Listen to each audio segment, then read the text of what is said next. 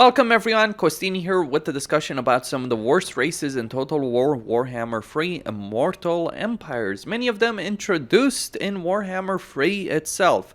Generally speaking, when you get a sequel to a game, you do expect improvements, but the races that Creative Assembly introduced in Warhammer 3, by and large, are some of the worst, and have been some of the worst, in the game's history.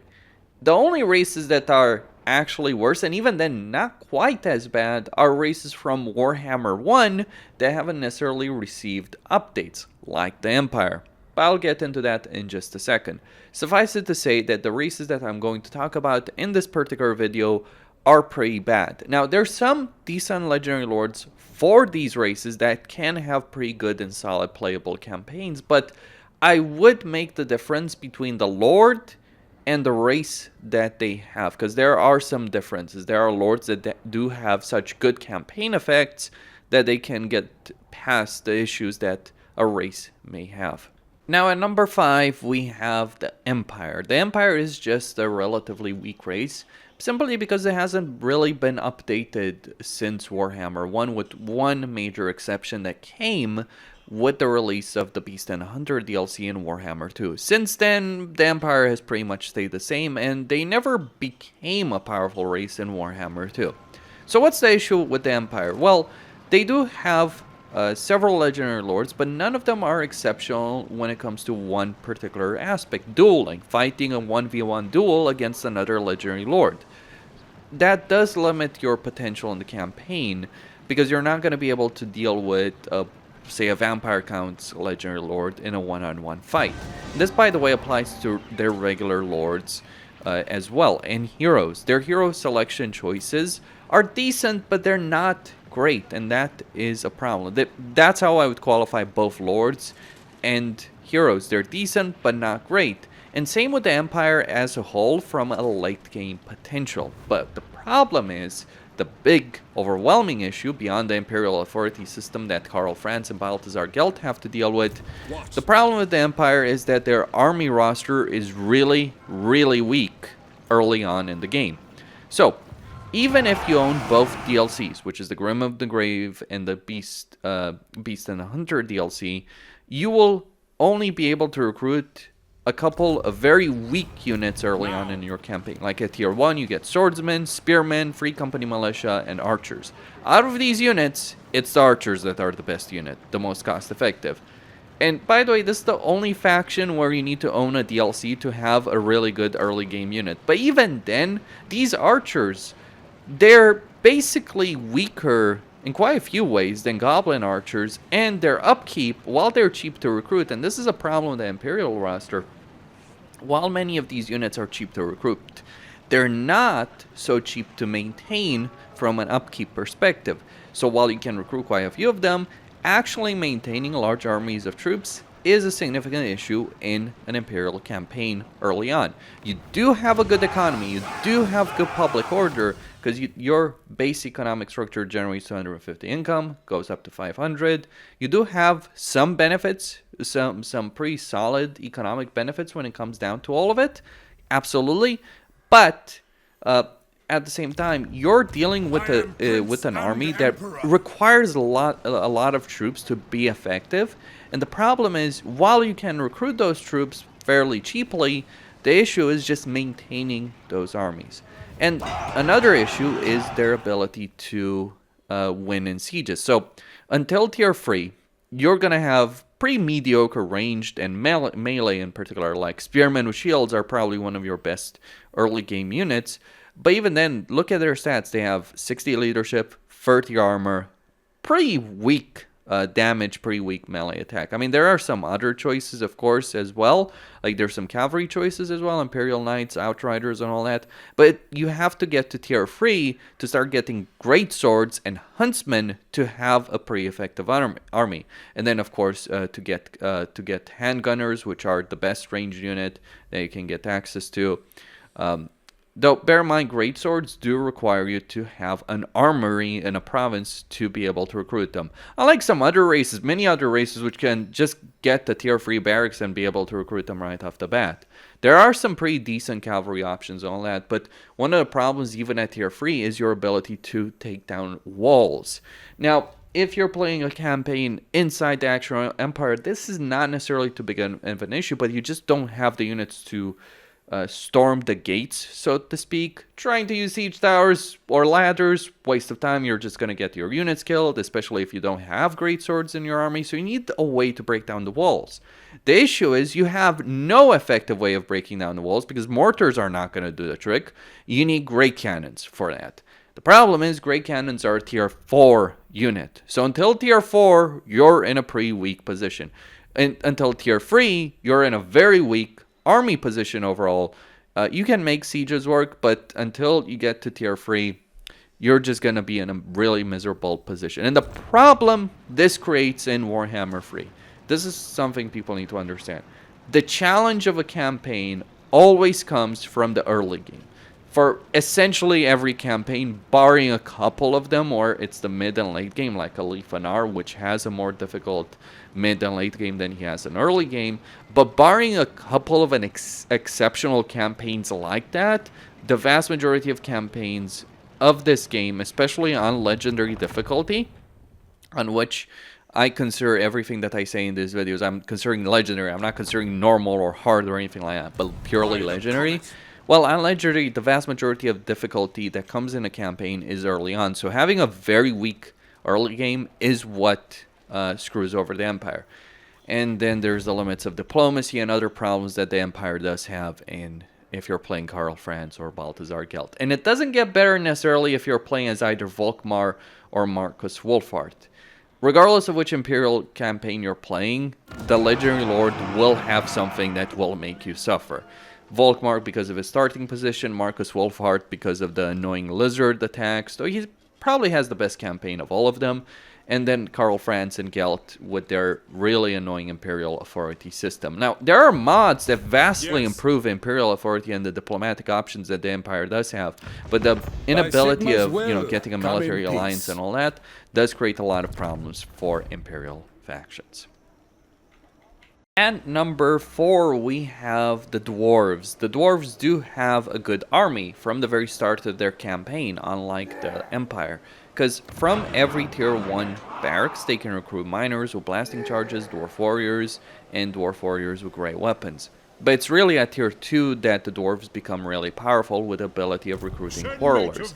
And here's the thing about many Dwarven units. They're heavily armored units with high leadership and pretty good stats. So they're very effective in a battle. They can punch way above their weight, as well as having good hero choices with Thanes, Runesmiths, and Master Engineers. Specifically, Runesmiths and Master Engineers being really, really good heroes in the campaign. Like, for instance, as Forgrim, you start with a Master Engineer, you get campaign movement range, ammunition, more ammunition, missile strength, speed for range units, and an army ability. So a great deal of power when it comes to their heroes. Their lords are okay. Their regular lord is okay, but their rune lords really shine with their ability of rune magic. So there is certainly a great deal of power with the dwarves, and they do have a scalable economy, which is actually important. So they can generate up to 600 economically speaking, but they can also generate dwarf beer, which they can sell via trading, and they can also get more tradable resources through the guild marketplace. So the dwarves have quite a few things going for them. Why are they on this list? Because they're bad, plain and simple, through a couple of reasons. One, their growth is absolutely terrible, and this is actually far more important than one might realize, because with weak growth, if you have weak growth, it's going to take you longer to get the building slots and settlements, which means that all these structures that generate the resources, the economy, the tradable resources, as well as building your military, well, you're not going to be able to get them unless you prioritize growth. And therein lies the problem. See, the issue growth-wise is that for the dwarves, the main building, which many factions rely on, the main building of their settlements generates very, very little growth. And mind you, Karazakarak is a special settlement. It has more growth than many others. Like it has 10 growth, a regular settlement might have 10. And the problem is that, typically speaking, when you take over a province, you're going to have bad public order. Well, guess what? Bad public order means minus 10 growth, which is something that creates a further issue if you're playing a Dwarven campaign at the moment in the game. Now, there are ways of dealing past that.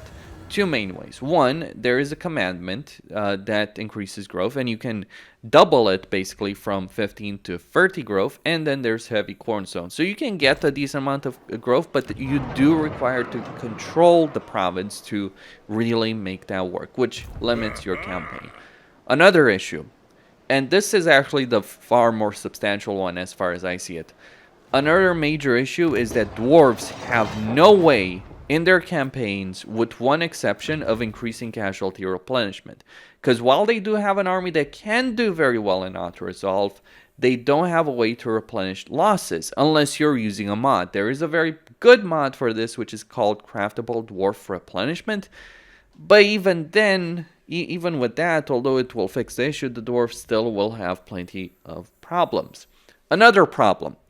Dwarves do have a good army, right? And they get artillery that is very effective at breaking down walls, so they can do very well in sieges. Here's the issue, though. You only have 2 recruit slots in your faction, and it's very difficult to increase it, that recruitment capacity, be it regular recruitment or global recruitment. So it's very, very difficult. Like, in order to increase it, you have 1 research that takes 50 turns in order to be able to get it. 50 freaking turns. And you have a very bloated and pointless research tree where many of the benefits would be where many of the benefits for other factions are condensed within a single research for what they want. So it takes you a lot to go from 2 to 4 local recruitment capacity as the dwarves, which means that recruiting your armies can be a bit of a problem. On top of that, the units that they do have, while fairly effective, are also certainly on the expensive side. And the problem is, while they're certainly more effective than what their enemies have to deal with, a lot of the Dwarven campaigns, pretty much all of them except Grombrindal, have to deal, and even Grombrindal himself, have to deal with enemies that will vastly outnumber them, be it the Greenskins, if you're playing as most of the Dwarven campaigns, or the Dark Elves and Warriors of Chaos that Grombrindal is going to have to deal with.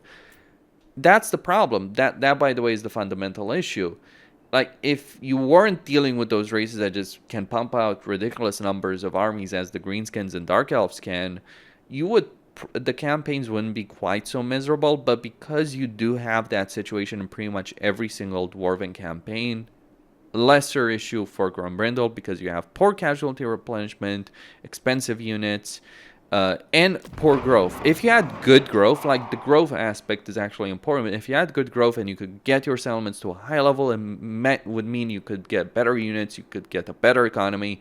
But having poor growth is a big of an issue. And by the way, I think like the dwarves should be more like the wood elves in their campaign style, in the sense that the wood elves only have their special tree settlements that they care about, and that should apply with to the dwarves with their dwarf holds, as opposed to having to conquer vast swaths of territory and trying to make that work with provincial control. It doesn't work very well at the end of the day. And the dwarves are not necessarily the kind of faction that works well when it comes to conquering the entire world. They lack the numbers, they lack the replenishment, and even lacking the economy. Although the economy does certainly have potential of growth if you control a vast amount of territory and if you control vast amounts of provinces and you get the structures in them.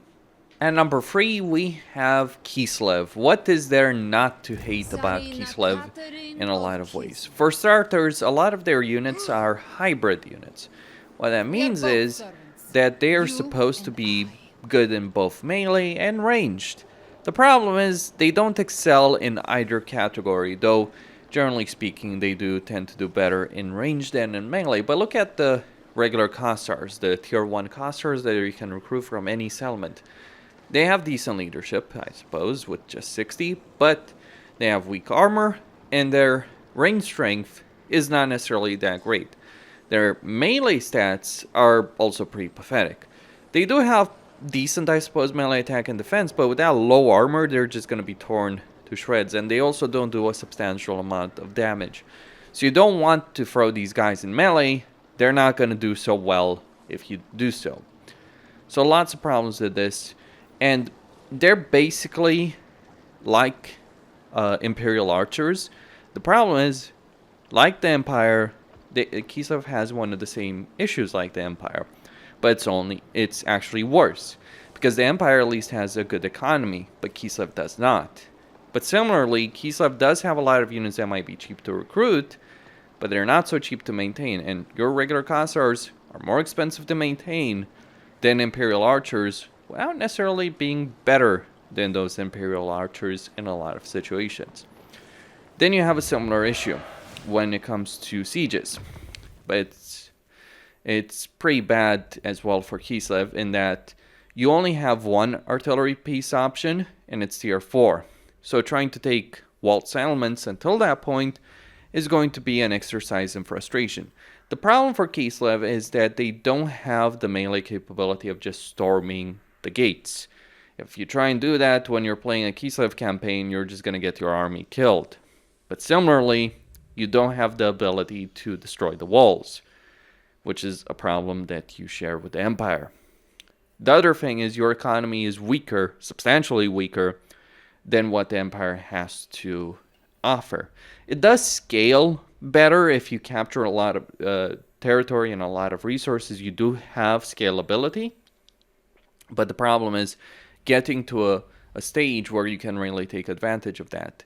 And as I stated in the Imperial section of this video, the difficult part of any campaign in Warhammer 3, especially on a high difficulty, comes from the early game, not from the mid to late game. Kislev might do decently in the mid to late game if you can survive and expand by that point, but they do horribly in the early game. And then there is their supporter system and their cities.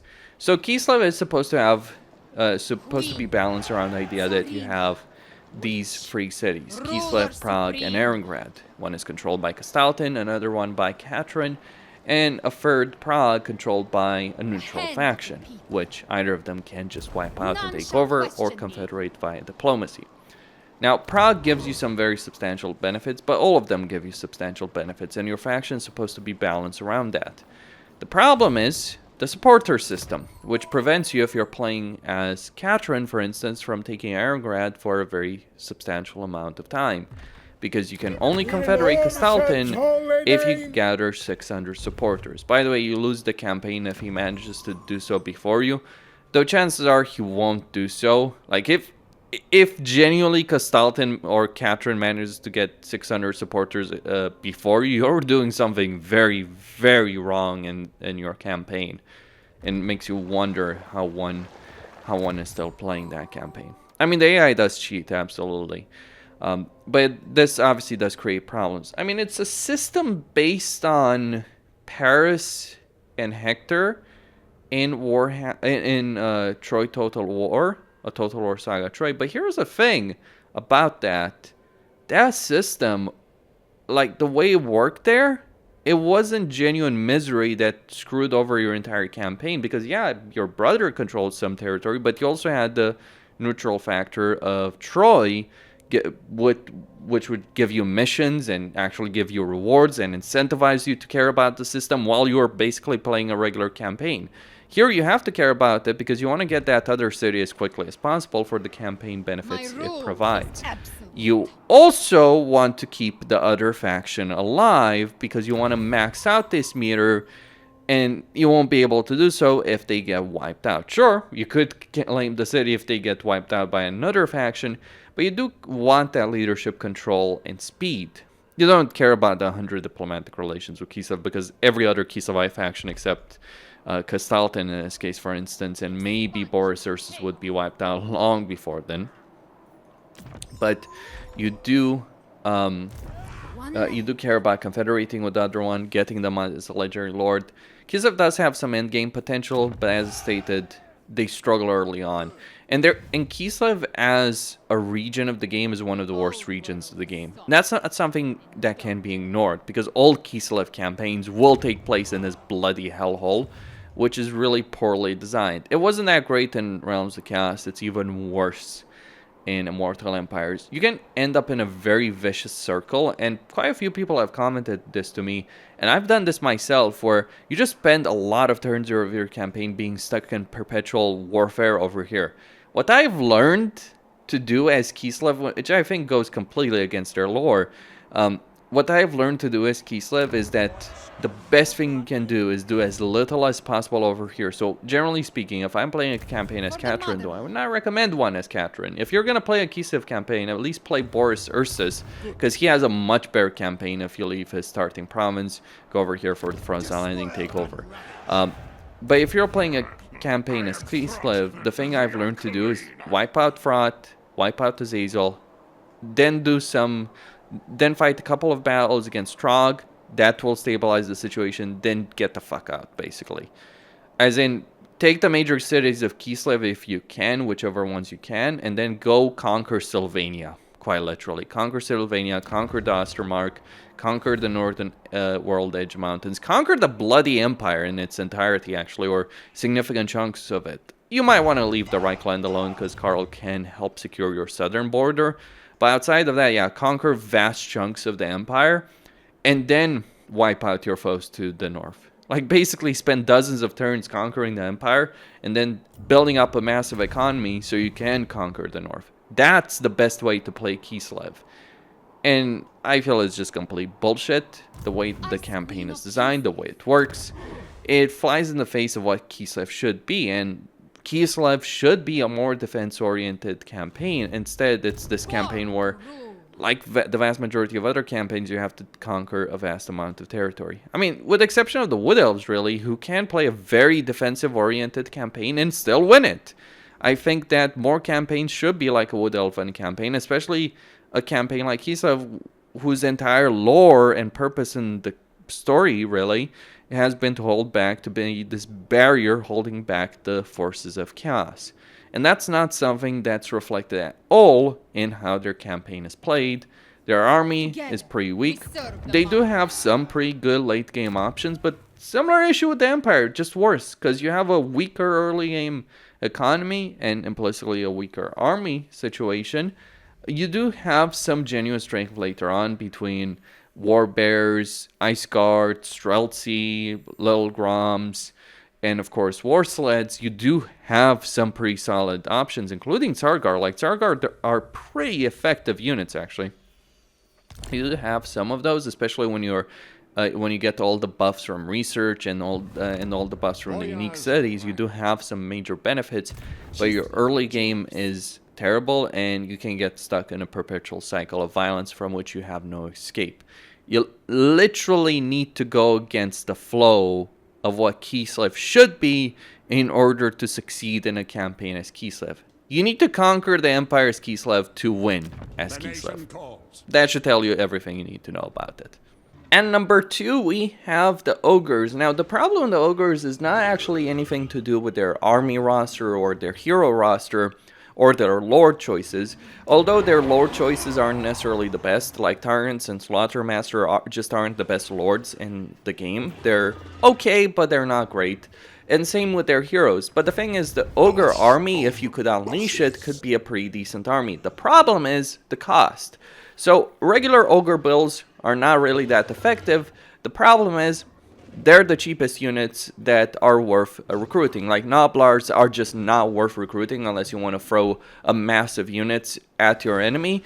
Instead, you're just much better off using a massive Ogre Bulls. The problem is the regular Ogre Bulls, although they're certainly cheap to recruit and relatively decent to maintain, they're not really that great units. What you really want are Ogre units with different, like ogre bulls with different weapons. But you can see the upkeep cost of these units goes up by quite a bit. Or man-eaters, which would be quite effective units, which are significantly more expensive. Now, some people have suggested using a combination of Noblars and Ogres, like basically put the Ogres between the Noblars and make them much more effective in battle. Fair enough, that does work in multiplayer as well. But the problem is, even with accounting for all of that, the problem for the Ogres is that they have units that can cost a lot. And herein lies their issue. The Ogre economy is really weak, especially early game, and as I've addressed again and again and again, it's the early game that is the problem for any faction, not the mid-late game. Just because you might be decent mid-late game doesn't mean that it doesn't matter that your early game is really horrible, because the most challenges you'll encounter in a campaign are going to come from the early game. So here's the problem with the Ogre economy. The money they can generate from settlements is really pathetic. Like, at level 1, they'll only generate 50. At level 3, they'll generate 150. Now, they can get camps, and camps can generate a good amount of money. The problem is that you can't build a camp until you've gotten the research for it. So, it takes you 3 turns to get your third camp, then 19 turns to be able to get your second camp, and then 37 in the fastest possible way. So that means for much of your early game, you're going to have 1 or 2 camps. Now, the problem is, camps are fairly vulnerable. They're fairly weak, they're difficult to defend, they don't have a proper garrison, they don't have a proper lord in that garrison, and therein lies the problem. I really think that the Ogres of all factions could have benefited from the camps being associated with their lords, as opposed to just being their own separate structure, because right now, as they are, they're very vulnerable and they don't work particularly well. And then on top of that, while the camps will generate a decent amount of income, you're always going to have a limit to how many you can have. So your income, the income of your faction, your economy as a whole, is going to be fairly limited. And this is the biggest problem, really, for the Ogres, the limitation on their economy. Yes, you can get an unlimited number of camps. The problem is that it takes a very, very long time to get to that stage. And it's not like your enemies are just going to let you do that. It just takes a very, very long time. And even getting to that particular point where you can get this particular research, the Sky Titan Plateaus, which gives you the ability to get an extra camp limit for every level 5 camp built, even that takes 70 turns in your campaign. And therein lies the issue, really. The Ogres have potential, but that potential is locked behind many turns of research, many turns waiting to build the camps, and it's not like camps are built fast. That's another thing that ought to be brought to the fold. Actually, leveling a camp using the population surplus may take longer with a camp than a regular settlement. It might take longer to get the camp to tier 3 than it takes a regular settlement, which further limits the Ogre ability to expand across the map. And with a weak economy and limited recruitment because of the camp system, you're just going to struggle in every Ogre campaign. It is not a fun experience to play the Ogres. Even if you literally put the difficulty to easy, it's still not a great experience. It made sense within the context of Realms of Chaos, but it doesn't work very well in Immortal Empires, which is about conquering the world, establishing massive empires, and you're dealing with factions that have the ability that just outscale you by default, let alone the situation on legendary difficulty. Another thing to mention is that both Croesus and Scrag start in very bad campaign starting positions, where the weaknesses of their race, the vulnerability of their camps, the vulnerability of their economy, is not going to it's not going to do them any favors, because the territory they start with can be very exposed, which is a pretty big issue. Finally, at number 1, as the worst race in the game, we've got the Demons of Chaos, or rather all of the demonic factions, all the demonic races in the game. It doesn't matter if it's Khorne, Slaanesh, Nurgle, or Tzeentch, or Undivided in case of the Demon Prince, they're all pretty freaking terrible. Now, some people would say, oh, Skarbrand and Akari can be pretty decent. Yeah, because Skarbrand and Akari have certain campaign mechanics exclusive to them that make their campaigns playable. The Blood Hosts for Skarbrand, the Cultist armies, and the vassalization system that Akari has. But the underlying race behind even Skarbrand and Akari, the demonic race, is still weak, because that's ultimately what these factions all are. Even if Creative Assembly makes that difference in the selection screen, they're all demons, and they all have, to a degree or another, the same bad economy, the same expensive units that aren't really as cost-effective as you might imagine. Now imagine a Bloodletter. It's a really effective melee unit, but here's the problem with it. It's got low armor, relatively low armor. This is the same level of armor as you might find on a Swordsman of the Empire. Now, a Bloodletter is going to eat Swordsman very easily. It's going to destroy Swordsman in a one-on-one fight. The problem is, range units will do significant damage to the Bloodletters, and this is one of the issues that a lot of the demonic units, be it their Nurglings, the Demonettes, and so on and so forth, can suffer from, where they take a lot of damage in battle. On top of that, there's also the cost of the demonic units.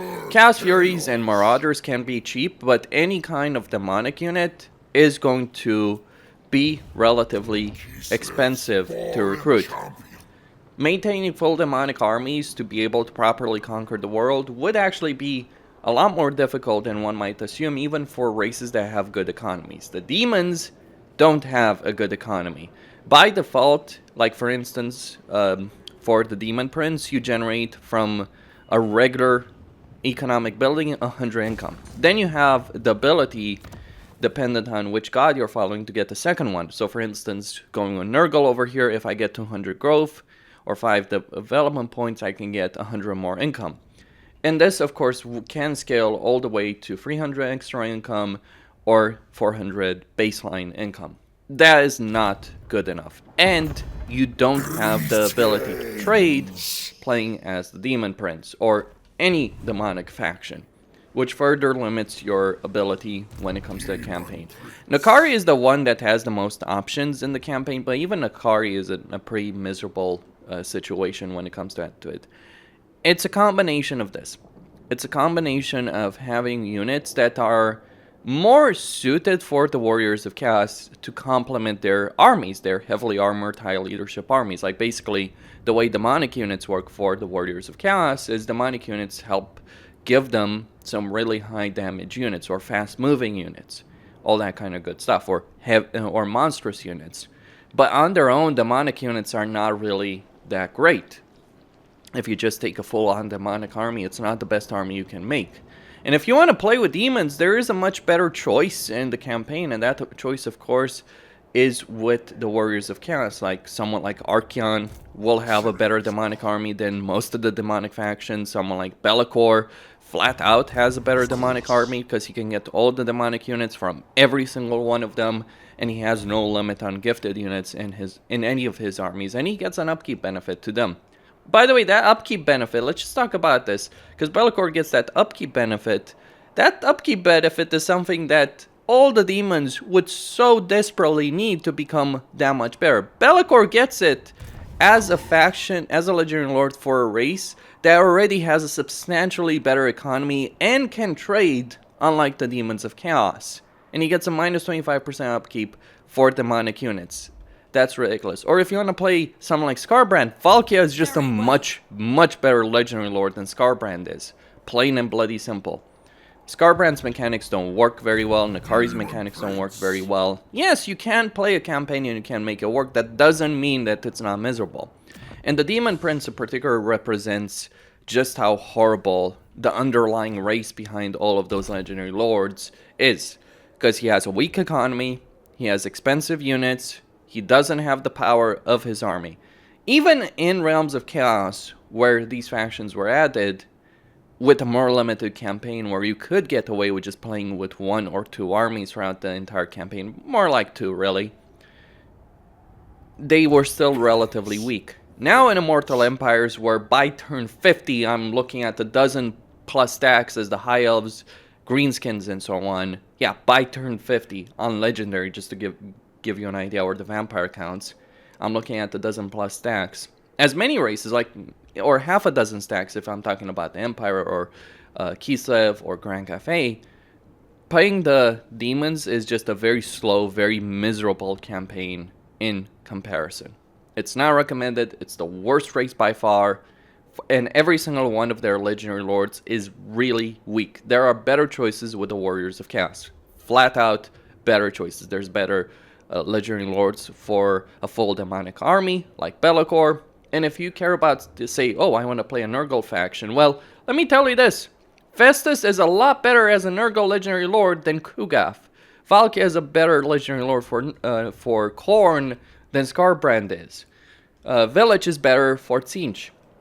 And Azazel for Slaanesh. Just better Legendary Lords that do share some of the mechanics that Slaanesh, Nurgle, Tzeentch, and Khorne do have, but do it in a much better and effective manner. The Demons are just weak, pathetic, and really need some major improvements if they're going to be worth anything in any campaign.